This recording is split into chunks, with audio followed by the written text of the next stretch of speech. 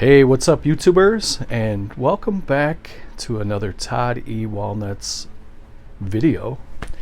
This is going to be something completely different.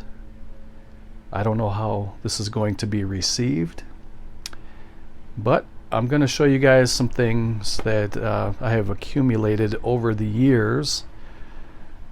I'm looking for feedback, and this is kind of a touchy subject, especially here on YouTube. I know some people could possibly be offended by this, and rightfully so. There are going to be even more people who are interested and curious, like myself. And before I get started, I just want to preface this video by saying everything that I show you in this video is not to be glorified. This is only for the true crime curiosity that's, I think, in a lot of us, maybe even all of us, like to kind of see true crime documentaries, movies like that, and it's just hard to not watch it. It's like a train wreck. When you go past a train wreck, of course you don't want to see bodies, but you can't help but look. So what I'm talking about in this video is I was a pen pal, air quotes, with some of the most notorious monsters in U.S. history. And I have quite a collection of letters that I received from inmates across the United States. I only did it for curiosity. Again, I don't... obviously, all these people were where they belong to be. A lot of the people I have here are now deceased, and we'll talk a little bit about that. They're probably burning in hell right now. But I would like to put together some kind of a binder or a book with some of the correspondence that I've had over the years. And I'm looking to maybe publish a book about this, of some of the letters that I received and some of the art that I received, and some of the, I guess, the other side that you see of these killers, these mad dogs, that once they're, it's like a snake without a venom, or a tiger without the teeth. Once these people are put in a prison, in a cell by themselves, they become spineless, and you see a different side of them through these letters. I think what I'll do in this video is, first of all, the reason I'm recording this video is not for... I'm not trying to get views for this or thumbs up. I'm trying to get feedback of what you guys think about this kind of stuff, and what do you think I can do with something like this. Would it be offensive for me to read a couple letters every once in a while to you guys in videos? I'm very well aware of victims and their privacy and their right to kind of bury the past, and I don't want to keep bringing things up like that. With that new Jeffrey Dahmer documentary that they had on Netflix, I know, because I live in that area, and I went through that whole thing when it happened. I live in the Milwaukee area. I was born in the Milwaukee area. I live literally 20 minutes away from everything that Dahmer did, and I saw this community kind of relive a lot of the horrors that, from 30 plus years ago now, with that new documentary series that they just had out. So I completely understand the victims' privacy and not wanting to, not that anybody's really ever going to see this video other than maybe a handful of you guys that are watching my videos.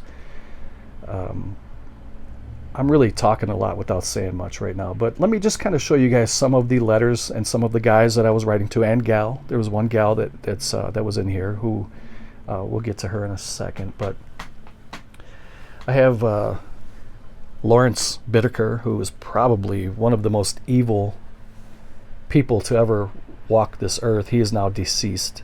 They used to call him Larry the Pliers, and if you want to find out why, I'm not going to get into details here. You can do a Wikipedia search on Larry Bittaker and why they called him the Pliers. That guy was a complete creep.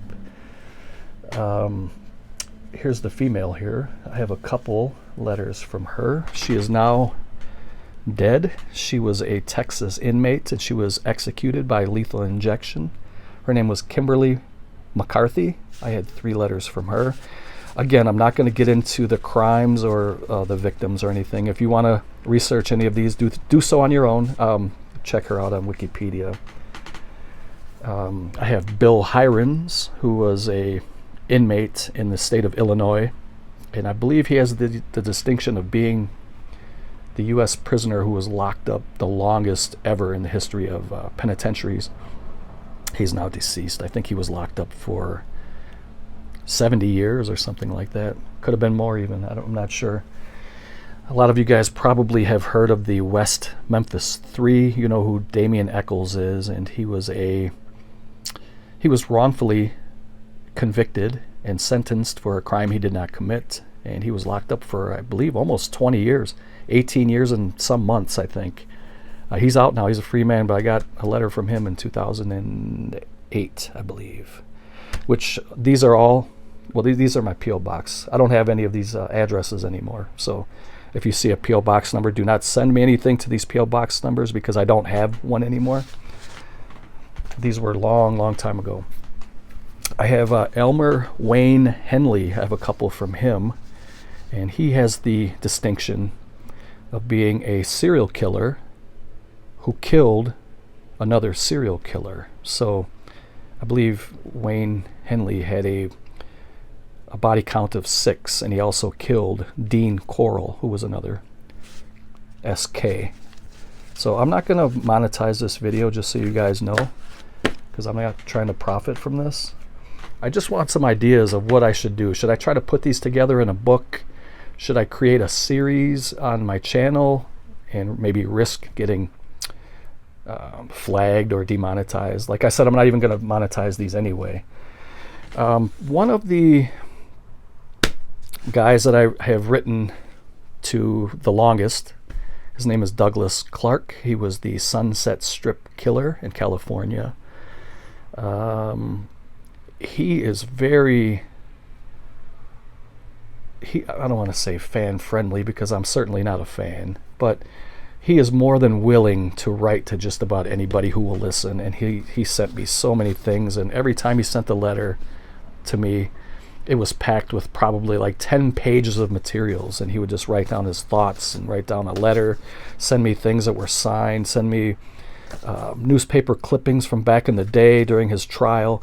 He even sent me a file folder from his court proceedings.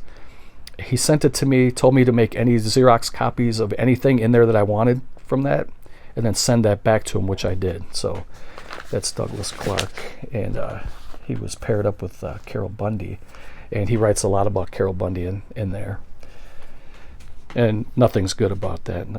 He completely hates Carol Bundy. I believe Carol Bundy has now passed away too, and she's been gone for quite a while, I believe. So the next one here is Philip Carl Jablonski. He is now deceased. He died in San Quentin prison probably 10 years ago or so.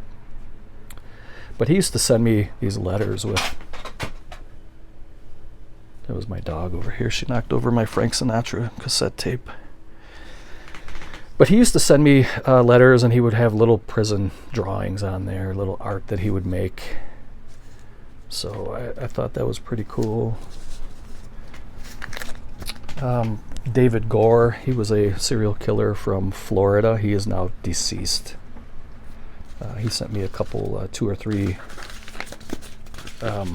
letters.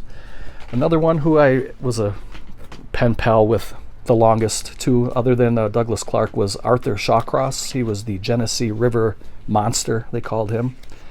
And he was also a prostitute killer. And I have quite a few things from him. He would type on his typewriter, and then he would sign it at the bottom. And he would also send little things, like he found 4-leaf clovers out in the prison yard. He would put it between 2 pieces of plastic, tape it, and then mail it to me. He sent me a couple of those. Let's see, what else did he send?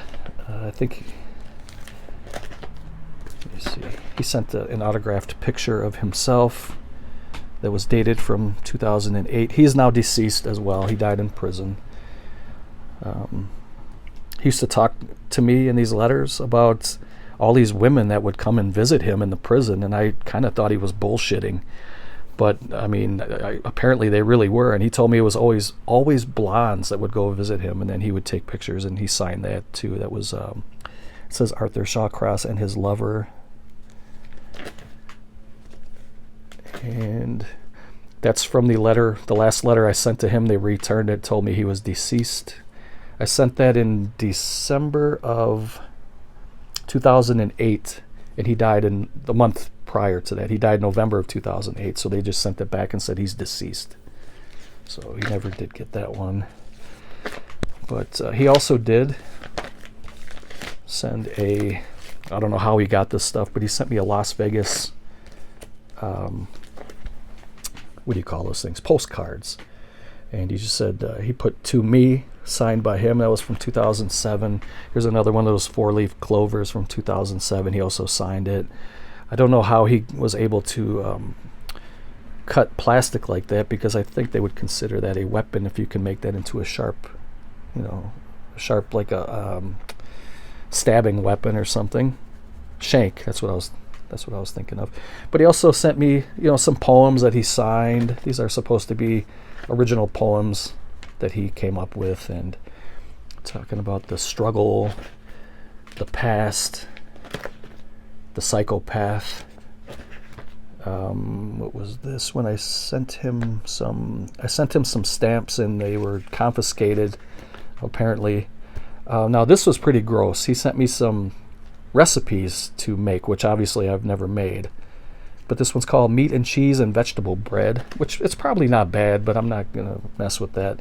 This one was called earthworm chocolate chip cookies, and it really does need you to add earthworms. You're supposed to put the earthworms in powdered sugar, and then you put them in, and he told me that it tastes like chewy, like raisins, I think he said. Let me see.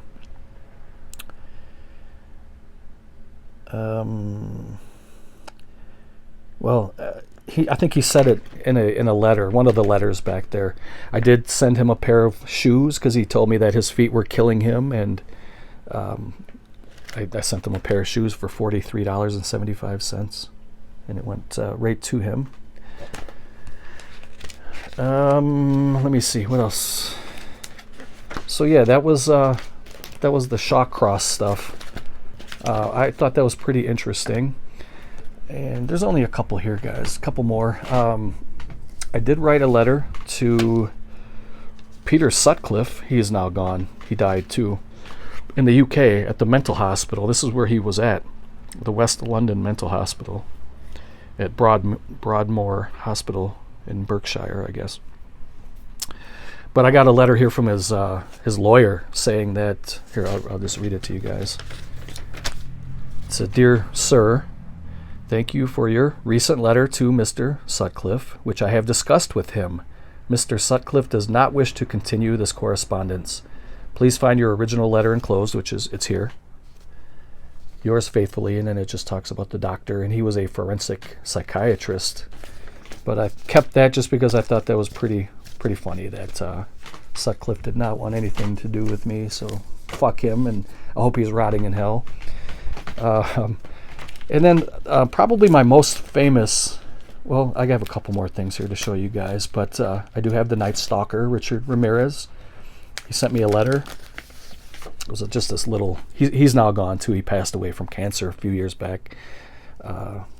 This is the Night Stalker, Richard Ramirez. It says, "How's it going?" Enclosed is an index card with my signature. "Send pictures of autographs you have.